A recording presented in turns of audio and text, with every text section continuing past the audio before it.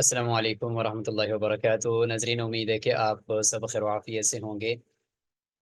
علمی رسوخ کی جستجو اور نمایاں علمی خدمات سر انجام دینے والی شخصیات کے انٹرویوز اس پلیٹ فارم سے نشر کیے جا رہے ہیں، اور آج ہم جس شخصیت کا انٹرویو لیں گے ان کا مختصر تعارف وہ میں آپ کے سامنے رکھتا ہوں، پھر انشاءاللہ ہم ان کی طرف بڑھتے ہیں۔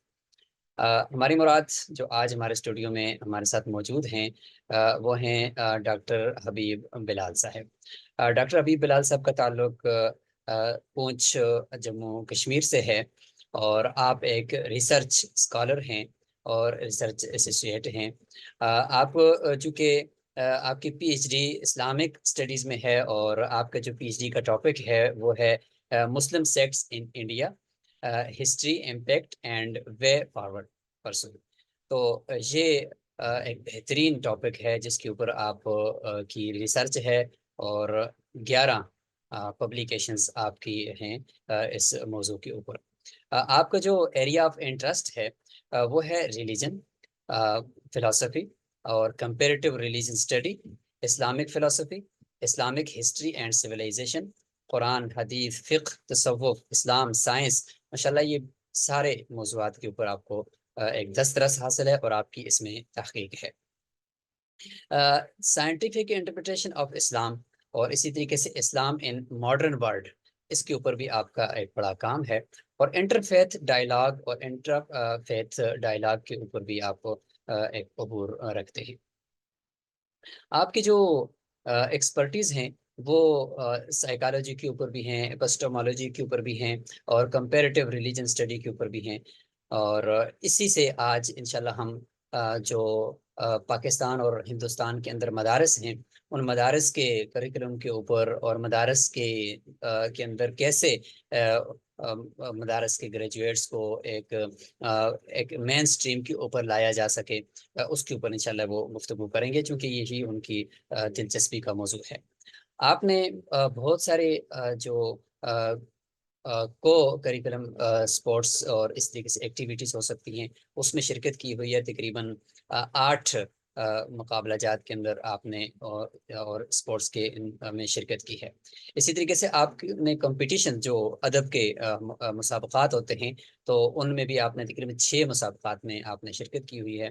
اس طریقے سے آپ نے کانفرنسز اور سیمینارز اور مختلف ورکشاپس کے اندر شرکت کی ہے، جس میں انٹرنیشنل بھی 2 سے 3 ہیں، اور نیشنل سطح پر آپ نے تقریباً 11 ورکشاپس اور سیمینارز کے اندر شرکت کی ہے۔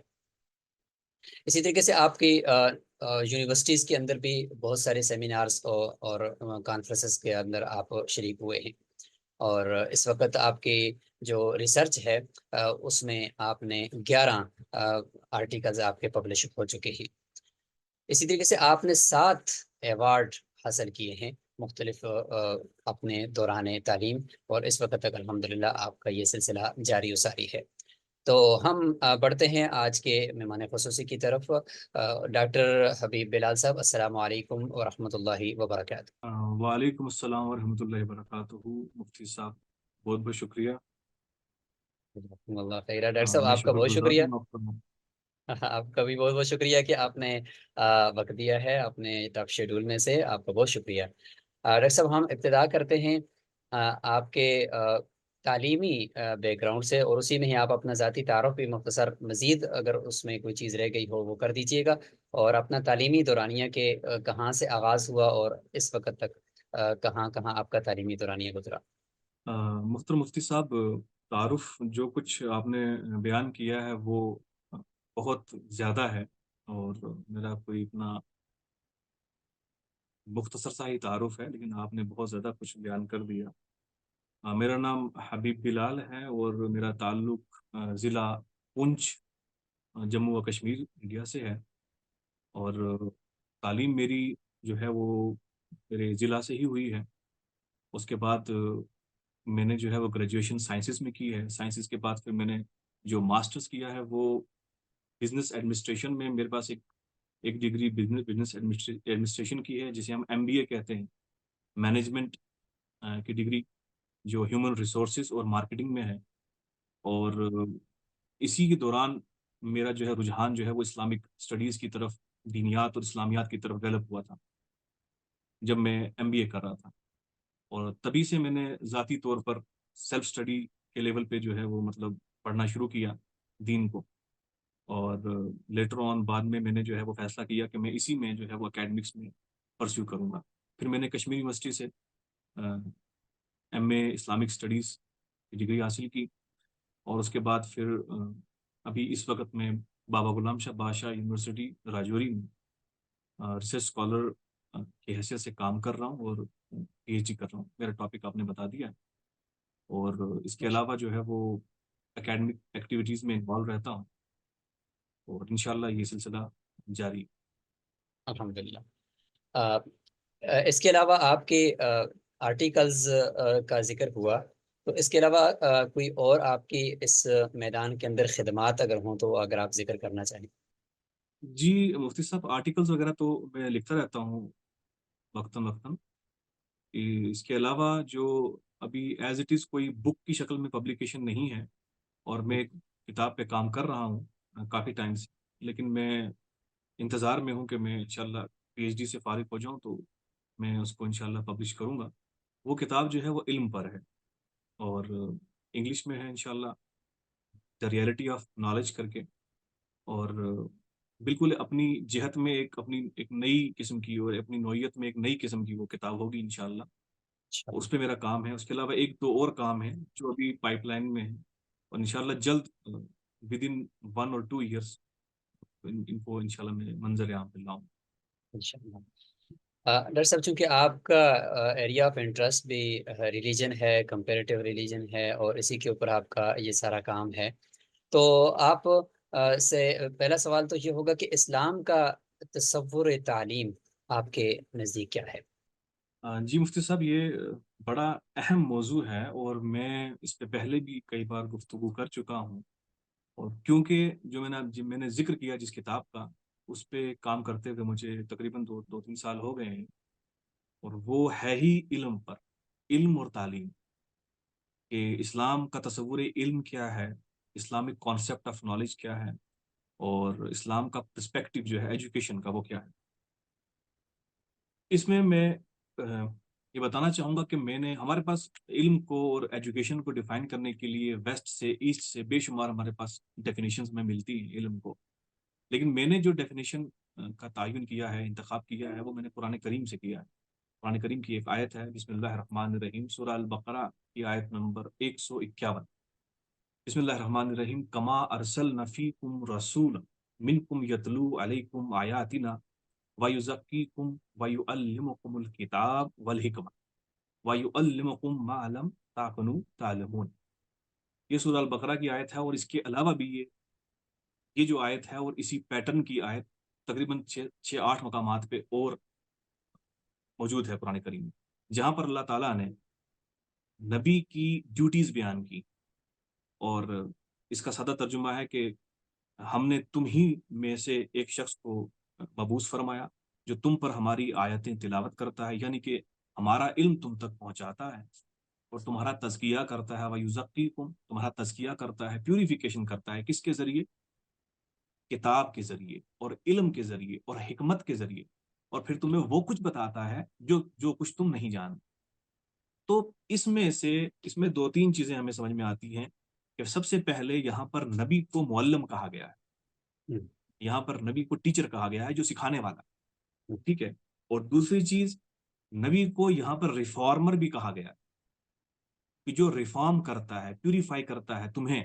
اب یہاں پہ تمہیں سے مراد صرف انسان کا جسمانی وجود نہیں ہے، انسان کے ساتھ متعلقہ تمام نظام ہے، چاہے انسان کا سوشل سسٹم ہو، ہمارا سماجی سسٹم ہو، ہمارا روحانی سسٹم ہو، ہمارا تعلیمی نظام ہو، تمام نظام ہمارے ساتھ جڑے ہوئے ہیں، اور وہ نبی جو کرتا ہے وہ اس علم سے ان تمام نظام کی پیوریفیکیشن کرتا ہے، تزکیہ کرتا ہے ان تمام نظاموں، اور پھر ہمیں وہ کچھ بتاتا ہے جو کچھ ہم نہیں جانتے۔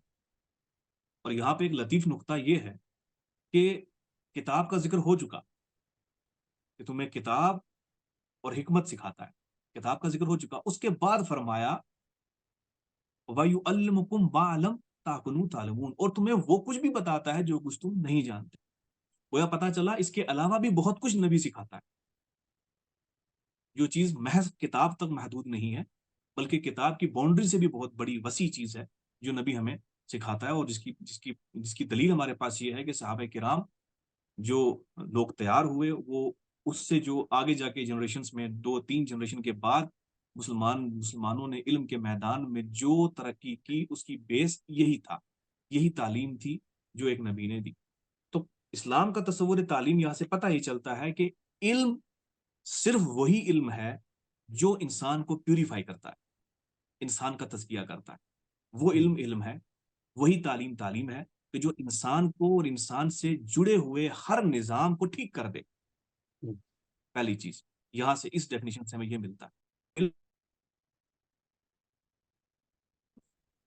چاہے وہ ریویلڈ نالج ہو یعنی کہ الہامی نالج ہو، یا وہ ایکوائرڈ نالج ہو یعنی کہ جو ہم حاصل کرتے ہیں سائنسز کا علوم، جو بھی علم انسان کے لیے بینیفیشل ہے، انسان کی تمام ڈائمینشنز جتنی جہتیں ہیں انسان اور انسانی زندگی سے جڑی ہوئی اس کے لیے بینیفیشل ہے، وہ ہی علم کہلائے گا، اور اس کی جب تعلیم کی جائے گی اسی کو ہم ایجوکیشن اور تعلیم کہلائیں گے۔ اور اس پہ ایک اور چیز میں یہاں پہ کوٹ کرتا چلوں کہ آپ بہتر جانتے ہیں کہ رسول اکرم صلی اللہ علیہ وسلم نے علم کی 2 قسم بیان کی، ایک علم نافع اور ایک علم غیر نافع۔ تو لہٰذا اسلام اسی علم کو علم کہتا ہے جو علم نافع ہے، اور وہ کسی بھی جہت کا علم ہو وہ دین کا حصہ بن جاتا ہے، اور رسول اکرم صلی اللہ علیہ وسلم نے صحابہ کرام کو وہ تمام علوم سکھائے ہیں جو انسان اور انسانی معاشرے کے لیے بینیفیشیل ہیں، یعنی کہ اس کے لیے امپورٹنٹ ہے اور اس کے لیے جو ہے وہ فائدہ مند ہے۔ تو یہاں پر علم کی تعریف ہم یہی دیکھتے ہیں کہ وہ علم ہے جو انسانی معاشرے کے لیے، انسان کی تمام جہتوں کے لیے فائدہ مند ہے، اسی علم کو بہت دین علم کہتا ہے۔ بہت بہت شکریہ۔ اگلا سوال پھر اس میں سے یہ نکلتا ہے کہ کیا اسلام میں جو علم کا ایک کنسیپٹ دیا ہے تو کیا اس میں دینی اور دنیاوی اس کی تقسیم کی ہے، یا جیسے آپ نے تو ایک تقسیم کر دی نافع اور غیر نافع کی، تو کیا دینی اور دنیاوی کی بھی تقسیم ہے جیسے ہم اس وقت تو دیکھ رہے ہیں کہ وہ تو ہو رہی ہے؟ جی نہیں مفتی صاحب، میں بالکل نہیں سمجھتا کہ اسلام علم کو دینی اور دنیاوی میں تقسیم کرتا ہے، کیونکہ میں نے پہلے بھی عرض کر چکا ہوں کہ رسول اکرم صلی اللہ علیہ وسلم نے تقسیم صرف 2 بیان کی ہیں، علم نافع اور علم غیر نافع، اور وہ ہر علم جو علم نافع ہے وہ دین کا علم ہے۔ اور میں چند مثالوں سے آپ کو یہاں پہ بیان کروں گا۔ مثال کے طور پہ سب سے پہلے تو قرآن کریم کی وہ سینکڑوں آیتیں جہاں پر مطلب جسے ہم دین سمجھتے ہیں، یعنی کہ ہمارا ایک محدود دائرہ ہے دین کو سمجھنے کا، اس میں عبادات ہیں، اس میں احکامات ہیں، ہے نا، اس میں کچھ رسومات ہیں، یہ تمام معاملات ہیں، اس کے علاوہ ہم تو دین نہیں سمجھتے کسی کو۔ تو قرآن کی وہ سینکڑوں آیتیں جہاں پر زمین و آسمان کا ذکر کیا گیا، جہاں پہ تخلیق کائنات کا ذکر کیا گیا، جہاں پر زمین کے اندر، آسمان کے اندر اور تخلیق کے اندر تفکر کا ذکر کیا گیا، غور و خوض کرنے کا حکم دیا گیا، ان ساری آیتوں کو ہم کس کیٹیگری میں لائیں گے؟ کیا وہاں پہ وہ دین کی بات ہو رہی ہے؟ اب کوئی پوچھے کہ جو آسمانوں کے اوپر غور کرنے کا حکم دیا گیا، یا یہ کہا گیا کہ تم نہیں دیکھتے کہ بادلوں سے پانی کیسے برستا ہے، تو اس میں سے کون سا شرعی مسئلہ ہمیں حاصل ہونا ہے؟ تو گویا یہ جو علم ہے اس کو کیسے ہم کہہ دیں گے کہ یہ دین کا علم نہیں ہے؟ آپ سمجھے؟ دوسری مثال یہاں پر ہم لے لیتے ہیں کہ احادیث کی کتابیں دیکھیں آپ، کیونکہ یہ ڈویژن ہم نے کی ہے، یہ بات کے لوگوں نے کی ہے ڈویژن، جب ہم نے تقسیم کر دیا دینی اور دنیاوی، اور مدارس میں ایک سازش کے تحت مدارس اسلامیہ کو ایک سازش کے تحت علم کو ڈیوائڈ کر دیا گیا مدارس میں، اور آج ہم اسی پیٹرن پہ جو ہے وہ چلے آ رہے ہیں۔ پہلے زمانے میں ایسا نہیں ہوا کرتا تھا، ایک ہی چھت کے نیچے تمام علوم سکھائے جاتے تھے۔ اور یہاں پہ میں ایک اور چیز عرض کر دوں کہ آپ بخاری کھولیں، آپ مسلم کھولیں، ترمذی کھولیں، آپ ہماری سیاہ ستہ کی کتابیں اٹھائیں، آپ دیگر محدثین کو اٹھائیں، پڑھیں، حدیث کی کتابیں پڑھیں، فقہ کی کتابیں پڑھیں، آپ کو وہاں پر کئی ابواب ایسے ملیں گے جن کو ہم آج دین نہیں سمجھتے۔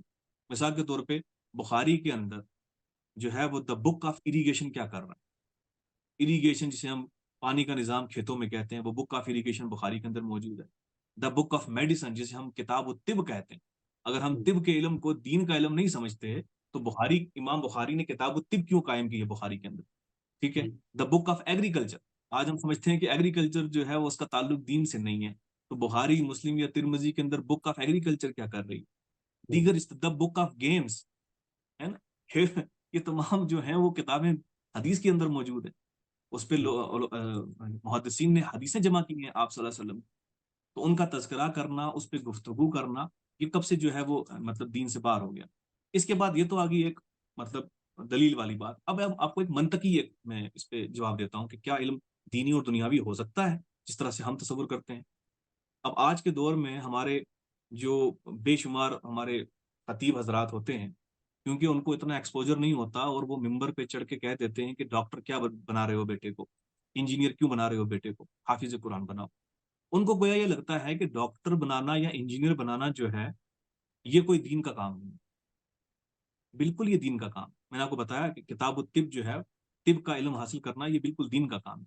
اسی طرح ایک انسان، ایک ڈاکٹر، ایک انجینئر، ایک پروفیسر، ایک بزنس مین، ایک سائنسدان، بولتے نا ایمان پہ رہتے ہوئے، اخلاص پہ رہتے ہوئے اس سوسائٹی میں کنٹریبیوٹ کر سکتا ہے جس طرح ایک عالم دین کرتا ہے، ٹھیک ہے۔ اب یہاں پر ایک منطقی ایک لاجیکل سوال یہ ہے کہ کون سے علم کو آپ یوں کہیں گے کہ یہ اس کا تعلق دین سے نہیں ہے؟ مثال کے طور پہ میں ہوں، آپ ہیں، ہم نے یہ لباس پہنا ہوا، یہ لباس ہم نے پہنا ہوا ہے، ٹھیک ہے۔ اب اس لباس، اس شرٹ کو بنانے کا، اس ہمارے ٹوپی کو بنانے کا یہ ایک علم ہے، اس لباس کو بنانے کا ایک علم ہے جو جس سے نہ میں واقف ہوں نہ آپ واقف ہیں، وہ ٹیلر کا کام ہوتا ہے، تو وہ واقف ہے اس علم سے۔ تو کیا ہم یوں کہیں کہ اس علم کا تعلق دین سے نہیں ہے؟ اور اگر اس علم کا تعلق دین سے نہیں ہے تو پھر کپڑے اتار دینے چاہیے ہم کو، پھر کہاں دین رہے گا ہمارا؟ اسی طرح آپ مثال کے طور پہ کھانا بنانا ایک علم ہے جو ہماری مائیں بہنوں کو ہم سے زیادہ بہتر آتا ہے، ہمیں نہیں آتا، وہ ایک علم ہے، وہ ان کو پتا ہے، ہمیں نہیں پتا۔ تو کیا ہم یوں کہیں کہ اس علم کا تعلق دین سے کچھ نہیں ہے؟ تو پھر کیا کھانا کھانا چھوڑ دیں ہم؟ آج جو ہے یہ اس ٹیکنالوجی کے ذریعے میں اور آپ بات کر رہے ہیں، آپ ملیشیا میں بیٹھے ہیں، میں یہاں بیٹھا ہوا ہوں جموں اینڈ کشمیر میں، ٹھیک ہے، ہم یہ دین کی گفتگو ہو رہی ہے، یہ دین پہ بات ہو رہی ہے، لیکن کیا ہمارے سامنے اس ٹیکنالوجی کی کوئی ویلیو نہیں ہے اس دین میں؟ اگر ویلیو نہیں ہے تو پھر ہم کیسے کلام کر رہے ہیں؟ اس طرح جتنے بھی علوم ہیں میں نے پہلے بتا دیا، اسلام کہتا ہے جو بھی بینیفیشیل ہے، ہارمفل نہیں ہے انسان کی جسمانیت کے لیے، نہیں انسانی جسمانی لیول پہ، انسان کی روحانی لیول پہ، سماجی لیول پہ، عقلی لیول پہ، ذہنی لیول پہ، ٹھیک ہے نا، جو کچھ بھی بینیفیشیل ہے، فائدہ مند ہے، وہ علم دین ہے، آپ اس کو دین سے لا تعلق نہیں کر سکتے، ٹھیک ہے۔ تو یہی وجہ ہے کہ گزشتہ دور میں جب یہ انڈرسٹینڈنگ نہیں تھی تو کبھی پرنٹنگ پریس کو بین کر دیا گیا، کبھی ٹی وی کو بین کر دیا گیا، کبھی کیمرے کو بین کر دیا گیا، فتوے لگا دیے گئے، کیونکہ ان کو انڈرسٹینڈنگ نہیں تھی۔ لیٹر آن جا کے علماء کو یہ چیز سمجھ میں آئی کہ اس میں تو ان کا قصور ہی کوئی نہیں۔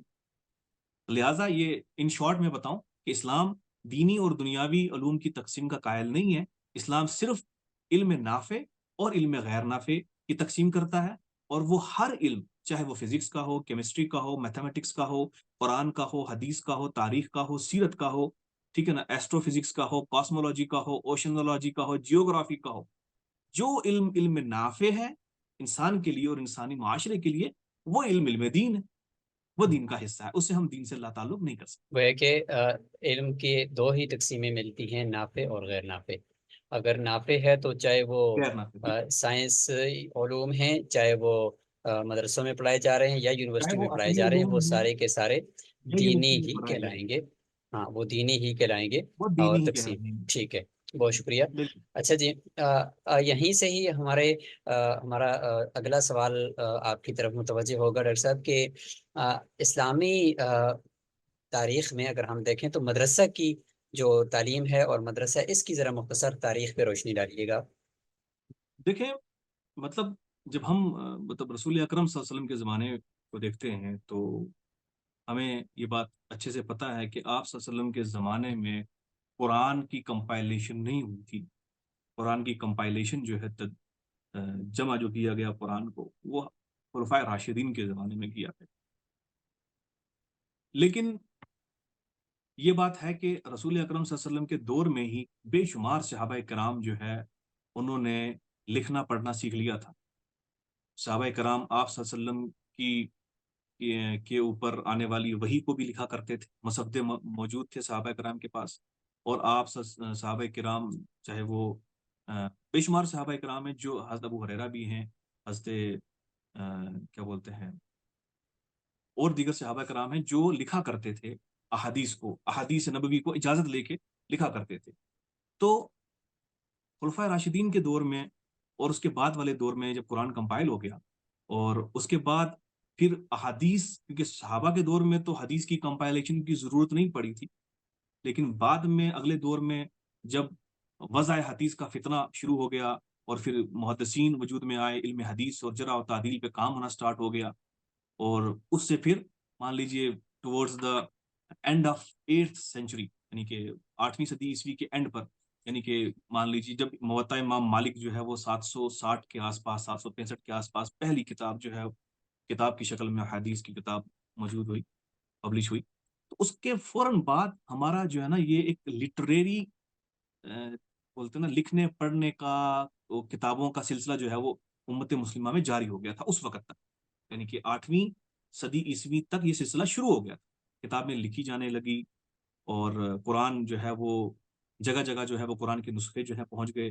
احادیث کی کتابیں لکھی جانے لگی. لیکن ایک چیز ہم دیکھتے ہیں کہ اس وقت تک کوئی ویسا مدرسہ جیسا آج کے دور میں ایک مدرسہ ہوتا ہے، کہلاتا ہے، جہاں پر بچوں کا باضابطہ داخلہ ہوتا ہو، اور پھر ایک نصاب کے تحت وہاں پہ ان کی تعلیم و تربیت ہوتی ہو، پھر وہاں پہ امتحانات بھی ہوتے ہوں، اور پھر وہاں سے سند کے طور پہ ڈگری بھی ملتی ہو. اس طرح کا کوئی مدرسہ ہمیں وہاں پر نظر نہیں آتا. تو سب سے پہلے اس کے مطلب اس کے علاوہ جو صحابہ کرام میں بے شمار حضرت سفیان ثوری اور دیگر صحابہ کرام جو تھے، وہ اپنے اپنے مقامات پہ لوگوں کو درس و تدریس کیا کرتے تھے، لیکن وہاں ایسا کوئی اسٹیبلشڈ مدرسہ نظام نہیں تھا. یہ جو اسٹیبلشڈ مدرسہ نظام ہے، تاریخ میں اتھینٹک سورسز سے ہمیں پتہ چلتا ہے، سب سے پہلا جو ہے وہ علماء نشاپور میں جو مدرسہ نظامیہ کے نام سے جو ہے، غالباً میں صحیح کہہ رہا ہوں شاید، مدرسہ نظامیہ جو تھا نشاپور میں، وہ اسٹیبلش ہوتا ہے، جہاں پہ باضابطہ طور پہ داخلہ جات ہوتے ہیں، بچوں کو پڑھایا جاتا ہے، ایک نصاب جو ہے وہ مرتب کیا گیا وہاں پر، اور باضابطہ طور پہ امتحانات. تو پہلا تاریخ میں جو ہے مدرسہ ہمیں وہ نشاپور میں ملتا ہے. پھر بغداد کے اندر مدارس ہیں، وہاں پہ بھی مدرسہ نظامیہ تھا، جہاں پہ امام غزالی وغیرہ اور یہ سب بڑے بڑے ہماری شخصیات وہاں سے پڑھی بھی ہیں، اور وہاں پہ وہ پڑھایا بھی ہے ان لوگوں نے. اور اس کے بعد ایک جو سب سے بڑا مرکز ایک جامعہ کے طور پہ، ایک بڑا انسٹیٹیوشن کے طور پہ جو ہمیں نظر آتا ہے، وہ تو ایک تو جامعہ الازہر جو ہے 10ویں صدی میں، غالباً 10ویں صدی میں، 9ویں 10ویں صدی میں، اور دوسرا جامعہ القراوین جو فیض موروکو کے اندر، مراکش کے اندر جو اسٹیبلش ہوا تھا. یہ دو بڑے پرانے ادارے ہیں. یہ جامعات تھے، یعنی کہ ان کو ہم مدرسہ نہیں کہہ سکتے، یہ جامعات تھے، اپنے وجود میں بڑا مطلب ایگزسٹنس تھا، بڑا وجود تھا ان کا، یہاں پہ بے شمار طلباء پڑھا کرتے تھے. اور اس کے بعد یہ سلسلہ شروع ہوا کہ پھر الگ الگ مقامات پر، ٹھیک ہے نا، جو ہے سمرقند میں، بخارا میں، پھر یہاں ادھر جو ہے وہ چھوٹے چھوٹے مدارس اور مکاتب جو ہے وہ سلسلہ شروع ہو گیا. پھر ہند کے اندر جو ہے وہ اس طرح سے معاملہ چلا. لیکن ہم جب دیکھتے ہیں کریکولم، نصاب کو، تو یہ نصاب اس وقت جو نصاب چل رہا ہے مدارس کے اندر، جسے ہم درس نظامی کہتے ہیں، مولانا نظام الدین کا مرتب کیا ہوا، یہ تقریباً 270-75 سال پرانا نصاب، اور ابھی ہم جو ہے وہ اسی نصاب کو فالو کر رہے ہیں. تو یہ ایک مختصر سی تاریخ ہے مدارس کی. مدارس میں وقتی طور کے اوپر جو ہے وہ ایولیوشن بھی ہوتا رہا ہے. پہلے سٹارٹنگ میں جو کتابیں پڑھائی جاتی تھی، وہ بعد میں اس میں اور کتابیں ایڈ ہوتی گئی. اس وقت جو ہے وہ مختلف مکاتب فکر جو ہیں وہ اپنے اپنے حساب سے اپنے اپنے مکاتب فکر کی جو ہے وہ کتابیں پڑھاتے ہیں. کچھ کتابیں کامن ہیں، ٹھیک ہے نا، چاہے وہ گرامر سے ریلیٹڈ ہوں، عربک لینگویج سے ریلیٹڈ ہوں، منطق سے ہوں، صرف نحو سے ہوں، یہ تمام کتابیں کامن ہیں. اور کچھ کتابیں جو ہیں وہ الگ الگ ہیں، جو اپنے اپنے مکاتب فکر اور اپنے عقائد کی کتابیں جو پڑھائی جاتی ہیں. کریکولم جو ہے وہ 270 سال پرانا کریکولم مدرسے. ڈاکٹر صاحب بہت بہت شکریہ آپ کا. اور اگلا سوال ہم اس کی طرف بڑھتے ہیں. وہ یہ ہوگا کہ جیسے کہ آپ کی گفتگو سے معلوم ہو رہا ہے کہ مدارس کا جو نصاب ہے اس کے اندر کچھ اصلاحات ہونی چاہیے، تو مدارس کے نصاب میں اس جدید تعلیم کو کیسے ضم کیا جا سکتا ہے، اور اس کی پہلے تو اہمیت کے اوپر روشنی ڈالیے گا، پھر اگر کوئی اس کا کوئی طریقہ وضع کر سکتے ہو، کوئی ماڈل دے سکتے ہو آپ مدارس کو. سب سے پہلے تو مفتی صاحب ہمیں یہ سمجھنا چاہیے کہ جیسے میں نے پہلے بتا دیا ہے کہ اسلام کے اندر جو تعلیم کا جو علم کا چینل ہے وہ ایک ہی ہے، اور ایک ہی چھت کے نیچے ہمیں تمام علوم پڑھنے ہیں، اور لاسٹ میں کسی ایک فیلڈ کا اسپیشلسٹ ہو کے نکل جانا ہے وہاں سے، ہوں، اسپیشلائزیشن کسی ایک فیلڈ کی لے کر نکل جانا ہے۔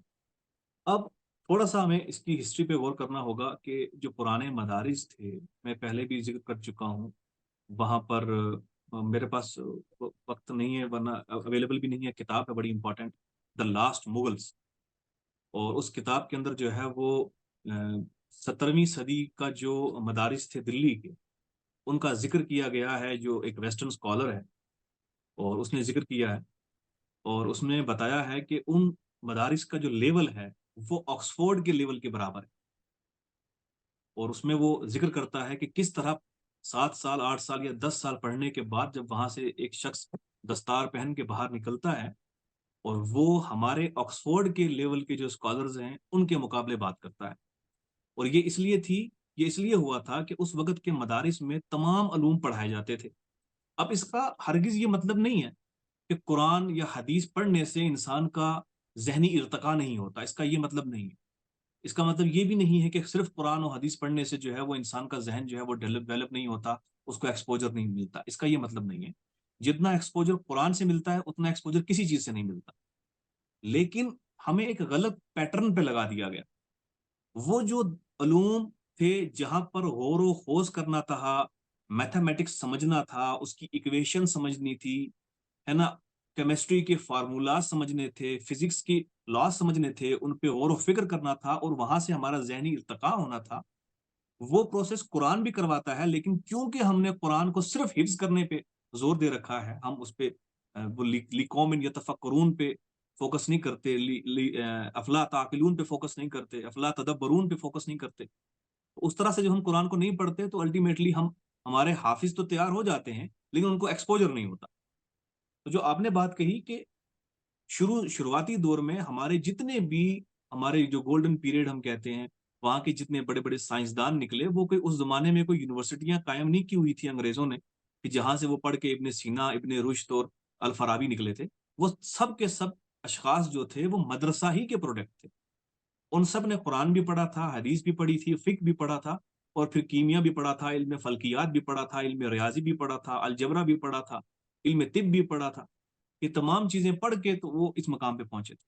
اب جو آپ کا سوال ہے کہ کیا آج ضرورت ہے اس امر کی کہ ہم جو آج کا موجودہ سسٹم جو ہمارا بدل چکا ہے، جس میں سے ہم نے تمام عصری علوم کو سائڈ کر دیا ہے، اور جس کی وجہ سے ہمارا پروڈکٹیو ایک اسکالر وہاں سے تیار ہو کے نہیں نکلتا، ایک لمیٹڈ سوچ کا شخص وہاں سے نکلتا ہے جس کے پاس ایکسپوجر نہیں ہوتا، تو کیا اس مدرسہ سسٹم میں جدید علوم کی ضرورت ہے؟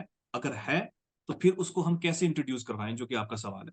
تو میں بتا دوں کہ جدید علم کی اتنی شدید ضرورت ہے کہ میں یہ سمجھتا ہوں، میرا یہ اپنا یہ ماننا ہے کہ اس دور میں جو عالم مفتی جدید علم سے ناواقف ہے، اس کا خطاب کرنا اسلام کو نقصان پہنچائے گا، وہ اسلام کے لیے نقصان دہ ثابت ہوگا۔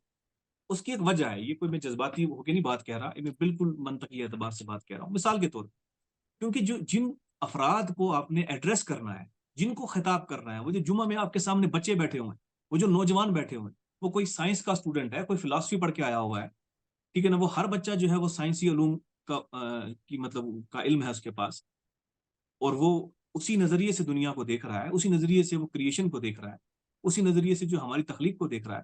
تو کل کو وہ بچہ، کل کو وہ نوجوان جب عالم سے اپنے اس علم کی بنیاد پر سوال کرے گا، تو پھر یہ ہے کہ عالم جواب کس کی بنیاد پر دے گا؟ یا تو عالم یہ کہے گا کہ بھائی اس کا جواب نہیں ہے میرے پاس۔ میں آپ کو مثال دے کے سمجھاتا ہوں۔ مثال کے طور پہ ایک نوجوان کھڑا ہوتا ہے، اس نے جو ہے وہ اوریجن آف سپیشیز پڑھی ہے، چارلز ڈارون، جسے ہم ڈارونین تھیوری آف ایوولوشن کہتے ہیں، وہ اس کی بنیاد پہ سوال پوچھتا ہے کہ مولوی صاحب، مفتی صاحب، مجھے بتائیں کہ بھائی سائنس تو یہ کہتی ہے کہ ہم لوگ انسان جو ہیں وہ ہمارا ارتقا ہوا ہے بندروں سے، تو آپ مجھے بتائیں، دلیل کے ساتھ ثابت کر کے بتائیں کہ کیسے یہ ممکن ہے یا نہیں ہے، یہ جو سائنس کہہ رہی ہے یہ بات درست ہے یا ہمارا جو قرآن کہتا ہے تو اس کے بعد دو ہی آپشن بچتے ہیں مولانا صاحب کے پاس، یا تو وہ آگے سے یہ کہیں کہ نہیں بھائی یہ سب جھوٹ ہے، فراڈ ہے، قرآن میں یہ چیز لکھی ہے لہذا تم اس کو مانو. تو نئی جنریشن ایسی تو ہے نہیں کہ وہ صرف اتنی بات سے مان لے. تو دوسرا طریقہ یہ ہے کہ وہ آگے سے اس کو ڈانٹ دے کہ بھائی ایسے سوال پوچھنا حرام ہے، تم مرتد ہو جاؤ گے ایسے سوال پوچھو گے. اور یہی اکثر ہوتا ہے، آپ مجھ سے زیادہ جانتے ہیں، آپ مدارس، آپ تو خود مفتی ہیں، ایسا ہی ہوتا ہے اکثر. اب اس کا جواب کون دے گا؟ اس کا جواب وہ دے گا مفتی صاحب. مثال کے طور پہ اگر مجھ سے کوئی پوچھے گا نا، جیسے مثال کے طور پہ میرے پاس یہ کتاب پڑھی، میرے پاس یہ کتاب موجود ہے، یہ ڈارون کی کتاب ہے. اگر میں نے یہ کتاب کا مطالعہ نہیں کیا اور مجھے اس تھیوری کا نہیں پتا، تو میں اس کو رد کیسے کروں گا؟ بتائیں مجھے. کسی چیز کو رد کرنے کے لیے بھی اس کا علم ہونا ضروری ہے. ٹھیک ہے، تو لہٰذا میں نے یہ اس لیے مثال دے کے سمجھایا کہ آج کے عالم کے لیے جدید تعلیم اتنی ہی ضروری ہے جتنا قرآن اور حدیث کا علم ضروری ہے. لہٰذا علماء کے لیے، علماء کو چاہیے کہ وہ اپنے مدارس کے اندر جدید تعلیم کا انتظام کریں.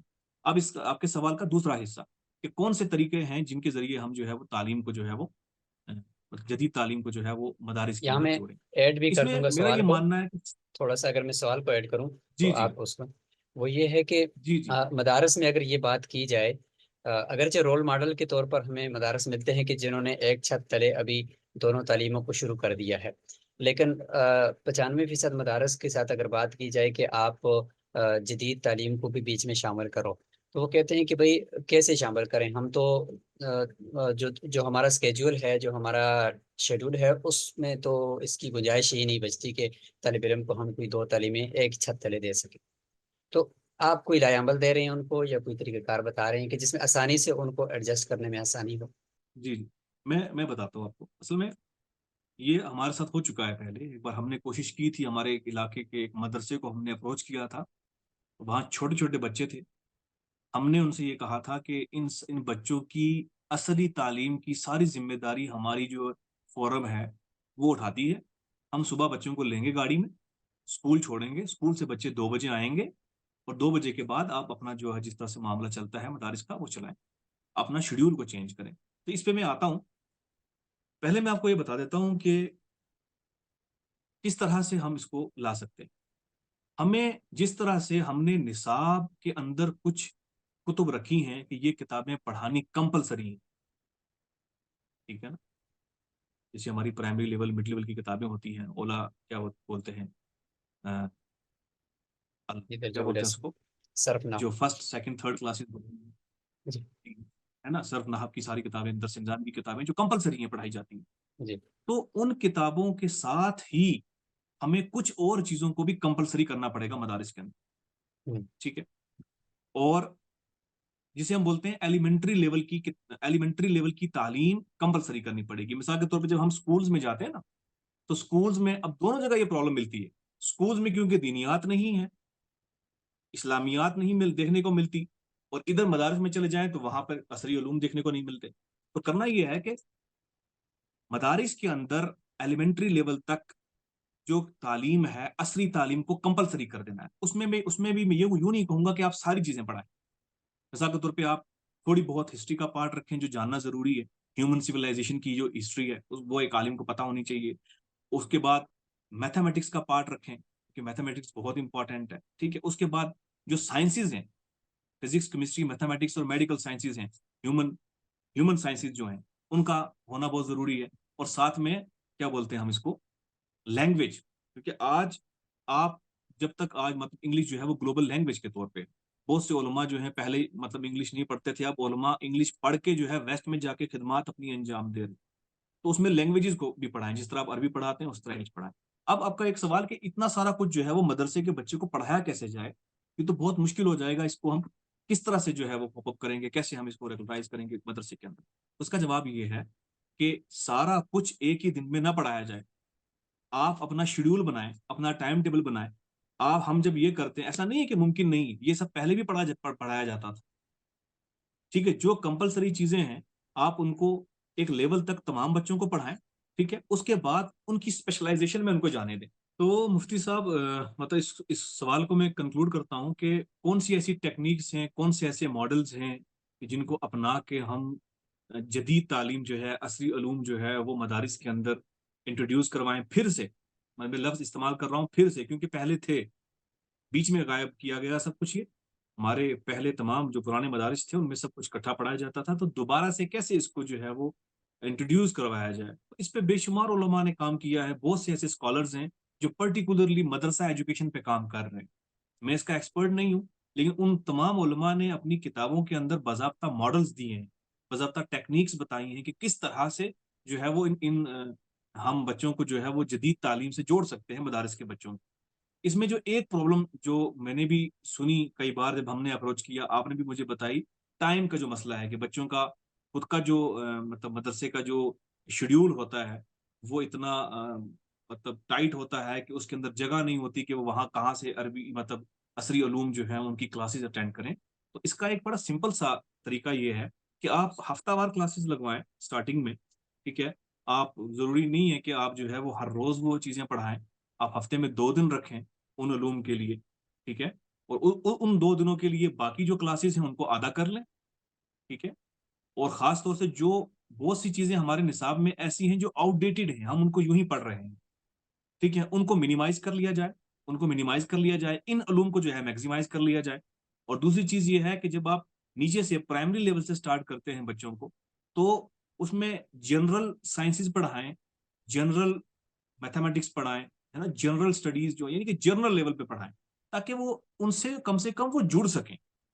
مدارس کے بچے بہت ذہین ہوتے ہیں، سوچنے کی بات ہے جو بچے پورا قرآن حفظ کر لیتے ہیں، احادیث حفظ کر لیتے ہیں، وہ بچے جنرل اسٹڈیز کیوں نہیں پڑھ سکیں گے؟ ٹھیک ہے، جن کو اللہ کی کتاب پڑھنے میں دشواری نہیں آ رہی ہے تو ان کو بندوں کی لکھی ہوئی کتابیں پڑھنے میں کیا دشواری آئے گی؟ لیکن بشرطے کہ ان کو طریقے سے جو ہے وہ پڑھایا جائے۔ لہٰذا جنرل سائنسز کر کے، جنرل میتھمیٹکس کر کے، اور انگریزی زبان مطلب انگریزی زبان کو خاص طور سے، کیونکہ بے شمار مواد ایسا ہے، بہت ساری چیزیں ایسی ہیں جو صرف انگریزی زبان میں موجود ہیں، اور جب تک آپ ان کو نہیں پڑھیں گے تو آپ ان کو کاؤنٹر کیسے کریں گے؟ اسلام کے خلاف جو کچھ لکھا جا رہا ہے، اسلام و فوبیا جو پھیلایا جا رہا ہے، ٹھیک ہے نا، حضور نبی اکرم صلی اللہ علیہ وسلم کی ذات مقدسہ کی جو تنقید کی جا رہی ہے، کرٹیسزم کیا جا رہا ہے، وہ زیادہ تر آپ کو انگریزی زبان میں ملے۔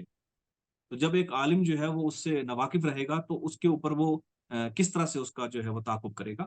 لہٰذا یہ چیزیں اس کو اس طرح سے انٹروڈیوس کرا جا سکتا ہے، اور باضابطہ طور پہ جو ہے وہ جو علماء ایکسپرٹ علماء ہیں انہوں نے جو ماڈلز دیے ہیں ان ماڈلز کو اپنا کر اس طرح سے جدید علم جو ہے وہ مدرسے کے ساتھ جڑا جا سکتا ہے۔ بہت بہت شکریہ۔ یہ مسئلہ تو حل ہو گیا کہ جو مدارس سے نکلنے والی جو کھیپ ہے وہ آگے صرف مدرسے کی حد سے بڑھ کر آگے دوسری جگہ پہ جا کر خدمات کیوں نہیں سر انجام دے سکتی، تو اس کی بیسک وجہ سمجھ آ گئی کہ ان کے پاس وہ تعلیم نہیں ہوتی، وہ نالج نہیں ہوتی جو ان کو تعلیم نہیں وہاں ہوتی۔ تک پہنچا کر وہاں خدمت سر انجام دینے کے لیے وہ مواقع مل سکے۔ لیکن اب اس کے بالکل۔ علاوہ اور بھی مدارس کے کچھ مسائل نظر آتے ہیں، جیسے کہ ان کے مالی مسائل بھی اپنی جگہ پر ہیں۔ اس کے علاوہ جو مدرسے کا اسٹوڈنٹ ہوتا ہے یا وہ مدرسے سے فارغ ہو کر باہر نکلتا ہے تو اس کو نا اس کے اوپر ایک اپنے مسلک کی ایک چھاپ ہوتی ہے، اور اس کی وہ پہچان مسلک ہوتا ہے۔ تو آپ اس میں کیا کیا دیکھتے ہیں کہ مختلف مسالک کے مختلف جامعات ہیں، اور پھر بورڈز بھی الگ بن گئے، اور اسی حساب سے ان کے امتحانات بھی الگ ہونے لگ گئے، تو کیسے مدرسے سے نکلنے والا جو ایک گریجویٹ ہے اس کو یہ کہا جا سکے یا یہ سمجھایا جا سکے کہ آپ کی اپنی پہچان اسلام ہونی چاہیے، اور سوچنے کا جو مکتبہ ہے وہ آپ کا وہ مسلک ہونا چاہیے، تو پھر جا کر وہ اپنی پہچان مسلمان، اس وقت جو اپنی پہچان ہے وہ مسلک ہے اور ضمن میں پھر وہ اسلام بھی ہے، تو اس مسئلے کو کیسے حل کیا جائے، اور یہ مسئلہ بنا کیسے، اور اس کا حل کیا ہوگا؟ اس میں دو حصے کر دیتا ہوں اس کے جواب کے۔ پہلا تو یہ ہے کہ آپ نے پوچھا کہ یہ مطلب اور کون کون سے ریفارمز کی ضرورت ہے مدارس کے اندر۔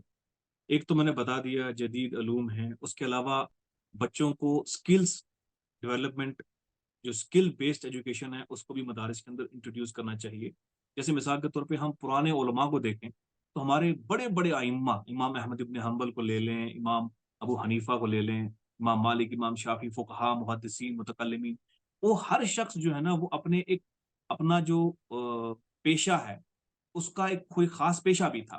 کوئی جو ہے وہ کارپینٹر تھا، کوئی جو ہے وہ تاجر تھا، کوئی جو ہے وہ کوئی کام کرتا تھا، کوئی جو ہے وہ امام احمد ابن حنبل کی طرح دکاندار تھا.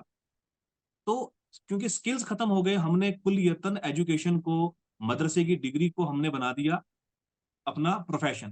یعنی کہ وہاں سے ہم نے نکلنا ہے تو اسی کے بیس پہ ہم نے اپنا پیٹ کا گزارا کرنا ہے. تو پھر اس کی وجہ سے کیا ہوتا ہے کہ کوالٹی ڈکریز ہو جاتی ہے. جس طرح سے بے شمار انجینئر بن گئے نا، تو انجینئرنگ کی کوالٹی ڈکریز ہو گئی. اسی طرح جب بے شمار تھوک کے حساب سے بن جائیں گے علماء، تو پھر علم کی اور تعلیم کی کوالٹی ڈکریز ہو جائے گی. ہر محلے کے اندر ایک چھوٹا سا مدرسہ کھل جائے گا، کیونکہ وہ اس کا روزگار سے، اس کے پیٹ سے جڑا ہوا ہے. ہر ایک محلے کے اندر جو ہے وہ مسجد کھل جائے گی. تو پھر کیا ہوگا؟ سٹینڈرڈ ڈاؤن ہو جائے گا. ٹھیک ہے. لہٰذا سکلز بچوں کو سکھائے جائیں مدارس کے اندر، ڈفرنٹ ٹائپس کے میکینیکل سکل سکھائے جائیں، اور دیگر بے شمار سکلز ہیں، ایگریکلچر کے ہیں، کارپینٹر کے ہیں، ٹھیک ہے، 100 چیزیں ہیں. تاکہ وہ صرف اسی پہ بیس نہ کریں ایجوکیشن پہ، اور ساتھ میں سکلز بھی سیکھیں. کمپیوٹر سیکھیں، آج کی دور کی عظیم ضرورت ہے. کمپیوٹر سیکھیں، آرٹیفیشل انٹیلیجنس کے بارے میں سیکھیں، ٹھیک ہے نا، کمپیوٹر لینگویجز کے بارے میں سیکھیں. تو سکلز بھی ساتھ میں رکھیں، عصری علوم بھی ساتھ رکھیں، تاکہ ان کی جو ہے نا اپرچونٹیز ان کے لیے بڑھ سکے. اور اگر اپرچونٹیز نہیں کریٹ ہوں گی، پھر بات وہیں جا کے ختم ہوگی کہ وہ قرآن و حدیث کے علم کو ذریعہ معاش کے طور پہ استعمال کریں گے، اور الٹیمیٹلی جو ہے وہ جو کچھ ہو رہا ہے ہمارے یہاں وہی کچھ چلتا رہے گا. دوسرا جو آپ نے سوال کیا کہ کس طرح سے ہمارے مدارس کے اندر جو ایک فرقہ وارانہ ماحول قائم ہے، اور ہر مدرسہ جو ہے وہ اپنے ایک خاص مکتب فکر سے منسلک ہے، ایک فرقہ سے منسلک ہے، وہاں پہ اسی کی ترویج ہوتی ہے، اور اسی وہی مسلک کا نقطہ نظر پڑھایا جاتا ہے، اور وہاں سے نکلنے کے بعد وہ اسی کی تبلیغ بھی کرتا ہے. دیکھیں، یہ ایک بہت بڑا المیہ ہے ہمارا. یہ ہماری بدقسمتی ہے کہ ہم نے دین اور اسلام کو جو ہے وہ نیچے کر دیا ہے، اور مسلکوں اور فرقوں کو ہم نے اوپر کر لیا. جبکہ ہونا یہ چاہیے تھا، یہ مسلک، فرقے، یہ ہمارے عقائد اور جو ہمارے بولتے ہیں نا شخصیات ہیں، یہ سب دین اسلام کے نیچے ہونی چاہیے. اور ہم ان کو جو ہے وہ علمی شناختوں کے طور پہ لیتے، نہ کہ ہم ان کو مذہبی شناختوں کے طور پہ لیتے. مذہبی شناخت ہماری ایک ہی ہے، ہوا سماکم المسلمین، ہمارا نام مسلمان ہے. ان دین عند اللہ الاسلام، ہمارا دین اسلام. تو ہمیں اس چیز کو بھی سمجھانے کی ضرورت ہے کہ مدارس میں صرف، ٹھیک ہے آپ فوکس رکھیں، ایک مدرسہ جو ہے وہ حنفی فقہ کو پریکٹس کرتا ہے، اور حنفی فقہ ہی کو پروموٹ کرتا ہے، یا شافی فقہ کو، تو وہ اپنے فقہ پہ فوکس رکھے.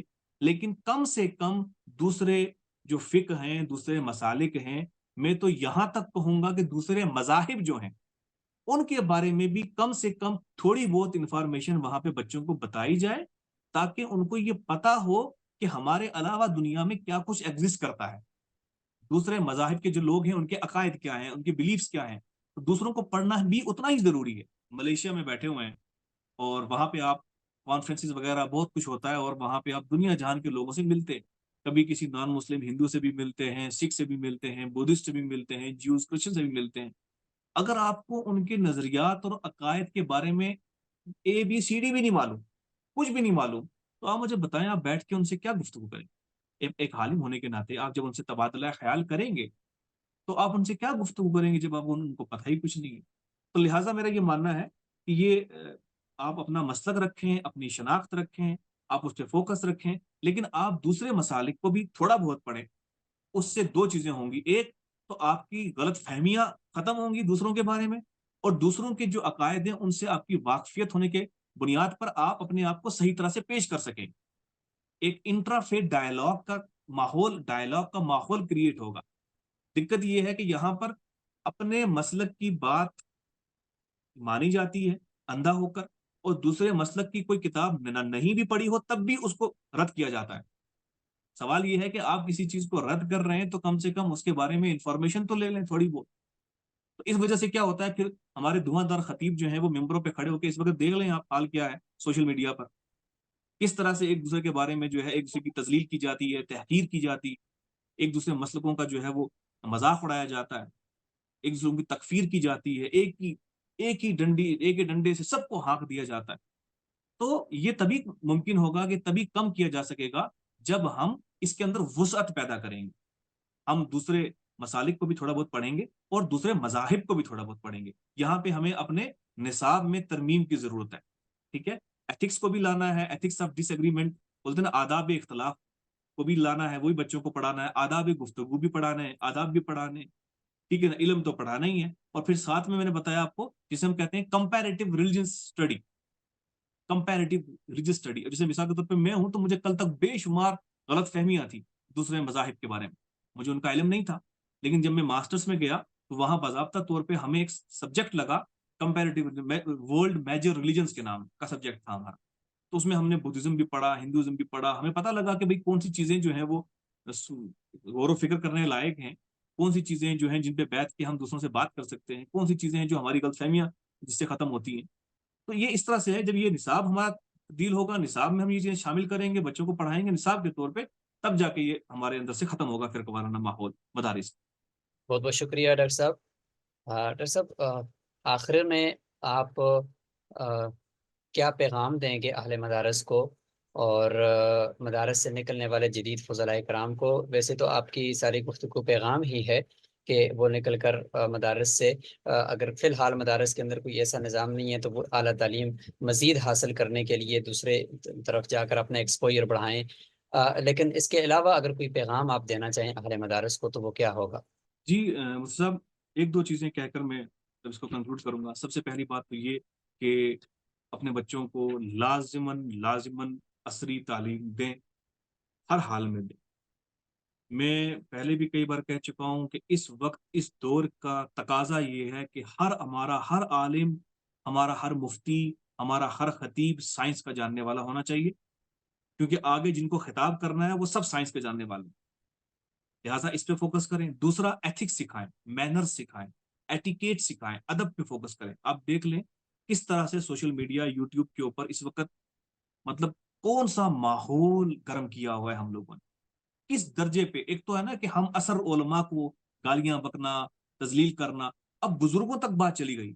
ایک دوسرے کے بزرگوں کی جو ہے وہ پگڑیاں اچھالنا, بزرگ اولیاء صوفیاء کے بارے میں تنقید کرنا, ان کے بارے میں کلام کرنا. ادب ہی ختم ہوتا جا رہا ہے ہمارے میں سے. یعنی کہ ہم نے اتنا قرآن پڑھ لیا, ہم نے اتنی حدیث پڑھ لی, لیکن ہمیں جو ہے وہ آداب گفتگو نہ آ سکے, آداب کلام نہ آ سکا, آداب اختلاف نہ آ سکے. بغداد کے اس ماحول میں ایک ہی حلقہ کے اندر حنفی بھی بیٹھتے تھے, شافی بھی بیٹھتے تھے, حنابلہ بھی بیٹھتے تھے, اہل تشیع بھی بیٹھتے تھے, ٹھیک ہے, معتزلہ بھی بیٹھتے تھے, جبریہ قدریہ بھی بیٹھتے تھے, حتیٰ کہ جو دہریے ہوتے تھے, ایتھیسٹ ہوتے تھے, وہ بھی اسی حلقہ میں بیٹھ کے اور اکٹھے گفتگو کرتے تھے, تبادلہ خیال کیا کرتے تھے. ہمارے پاس کتنی مباحث پڑی ہوئی ہیں کتابوں کے اندر, جہاں پہ کسی امام کا جو ہے دہریے سے مکالمہ موجود ہے, کسی امام کا معتزلہ سے مکالمہ موجود ہے, وہ بیٹھ کے باتیں کیا کرتے تھے, تبادلہ خیال کیا کرتے تھے. اور یہاں پہ ہم جو ہیں وہ ایک مدرسہ کے جو ہے وہ ایک عالم جو ہے وہ دوسرا مدرسہ کے پاس نہیں بیٹھ. لہٰذا ان چیزوں کو ڈیولپ کرنے کی ضرورت ہے. دوسرا, ایک دوسرے کے مدارس میں وزٹ کیا کرائیں بچوں کو, یہ میں کہتا ہوں. ٹھیک ہے نا, اہل تشیع جو ہیں وہ اہل سنت کے یہاں جایا کریں, اہل سنت جو ہیں وہ اہل تشیع کے آیا کریں, حنفی, شافی, بریلوی, دیوبندی جو ہیں آپس میں اس طرح سے اٹھے بیٹھیں. ٹھیک ہے نا, تاکہ بچوں کو وہ فرقہ وارانہ ماحول نہ بنے. کیونکہ آپ 10 سال 15 سال بچوں کو اگر فرقہ وارانہ ماحول میں رکھیں گے تو یہ ممکن ہی نہیں ہے کہ وہ وہاں سے نکل کر یوٹیوب پہ اور سوشل میڈیا پہ فرقہ واریت نہ پھیلائے. اس نے فرقہ واریت پھیلانی ہے.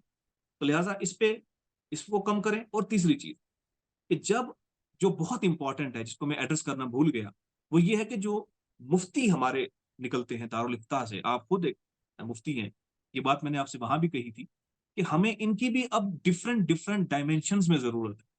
ایسا نہیں ہے کہ ایک مفتی جو ہے وہ ہر چیز پہ فتویٰ دے دے گا. آج کا دور کا تقاضا بڑا مختلف ہے, بہت ڈفرنٹ ایک سینیریو سے ہم گزر رہے ہیں.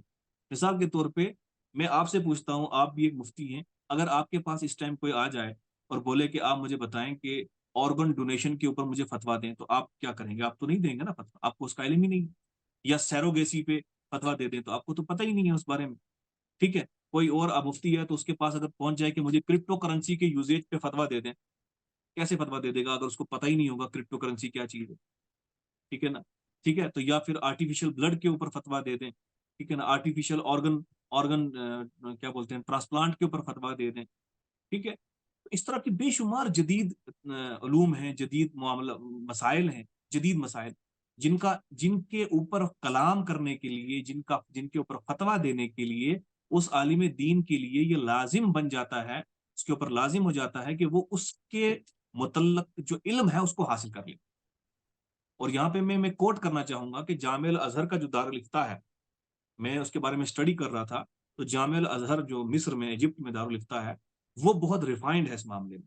وہاں پر انہوں نے بے شمار سینکڑوں کے تعداد میں مفتیان رکھے ہیں اپنے دارالفتہ میں، اور ان کو الگ الگ شعبہ جات دیے ہوئے۔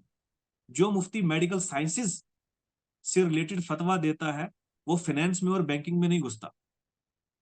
فائنینس اور بینکنگ کے اوپر فتویٰ دینے کے لیے الگ مفتی ہے، وہ اس کا علم ہے۔ میڈیکل سائنسز سے ریلیٹڈ جو ایشوز ہیں، ہمارے جدید مسائل ہیں، اس پہ فتویٰ دینے کے لیے الگ مفتی ہے۔ آپ سمجھے، ہمارے شرعی فقی مسائل جو ہیں اس پہ فتویٰ دینے کے لیے الگ مفتی، ٹھیک ہے۔ تو آج تو بڑے مسائل ہیں ہمارے، ٹھیک ہے نا۔ تو اس لیے جب ایکسپرٹیز بنے، ہمارا کوئی مفتی نکلے، تو وہ اس کے اندر بھی ایک اسپیشلائزیشن ہونی چاہیے، اس کے اندر بھی ایک ایکسپرٹیز ہونی چاہیے کہ وہ اپنی ایک پرٹیکولر فیلڈ کا ماہر بنے، تاکہ وہ سوسائٹی میں کچھ اچھا کنٹریبیوٹ کر سکے۔ تو یہ میری گزارشات ہیں، اس طرح سے جو ہے وہ مدارس کے نظام کو جو ہے وہ ٹھیک کرنا چاہیے۔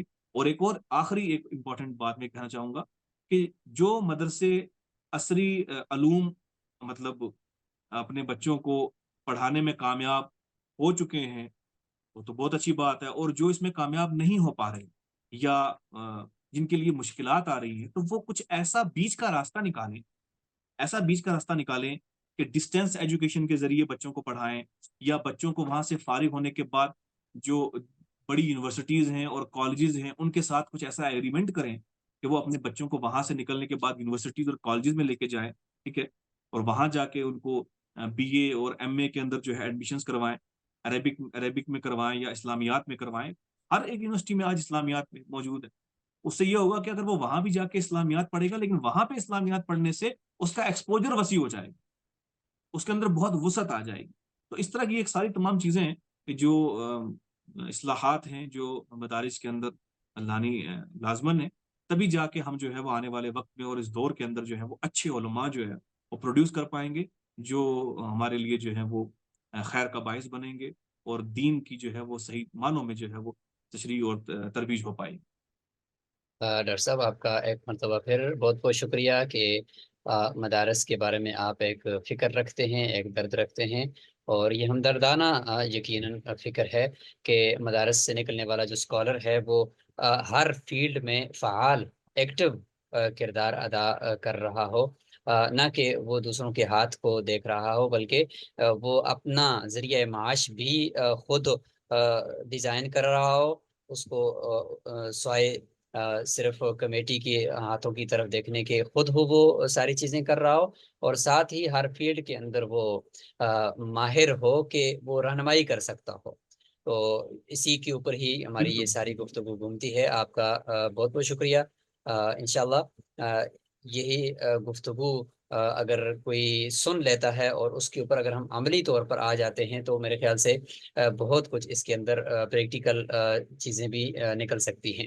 تو ایک دفعہ پھر آپ کا بہت بہت شکریہ کہ اتنا آپ نے وقت دیا ہے مدثر روڈ پی کے کو۔ آپ کی یہ گفتگو اگر کسی ایک مدرسے کے اندر بھی باعث بن جاتی ہے عصری تعلیم کی شروع کرنے کا، تو آپ کے لیے بھی یہ صدقہ جاریہ ہوگی۔ جزاکم اللہ خیرہ۔ السلام علیکم بہت ورحمۃ بہت اللہ شکریہ ڈاکٹر صاحب، وبرکاتہ۔ آپ کا بےحد شکریہ، اور آپ نے اس لائق سمجھا مجھے۔ میں مدارس.پی کے کا بھی شکریہ ادا کرتا ہوں، اور آپ کی اس کاوش کو سلام پیش کرتا ہوں۔ آپ ماشاءاللہ بہت اچھا کام کر رہے ہیں، اور ہم سے جس قدر ہم سے کنٹریبیوشن چاہیے ہوگا آپ کو، ہم انشاءاللہ ہر لحاظ سے آپ کے ساتھ ہیں۔ جزاک اللہ، والسلام علیکم ورحمۃ اللہ وبرکاتہ۔